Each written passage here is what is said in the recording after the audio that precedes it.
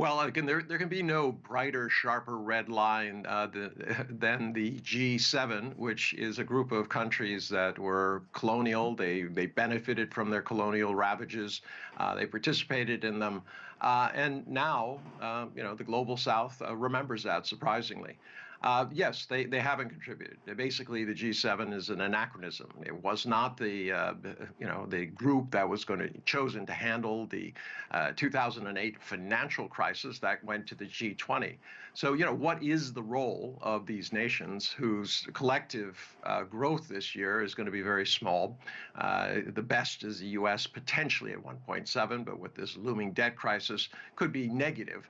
At which point, there's no one really in there around less than 1% is about what they're going to do. Now, they're lecturing the rest of the world, including China, which will be above 5%. ASEAN, they're telling ASEAN what they should be doing, and they're going to be above 4.5%. So the old notion that we, the former colonial powers, know best, that we show you that because we're rich and we always do better than you economically, is now gone. During the meeting, once again, they issued they talked about a large number, 600 billion to counteract China.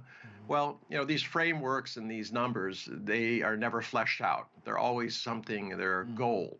A very sharp contrast to what China was doing with the Central Asian countries, where they had the first summit in 31 years, and they put real flesh on the bones. There was money that was allocated. You have a rising trade situation, up 22% above last year, and one that's continuing, positive, talking about the possibilities. Right.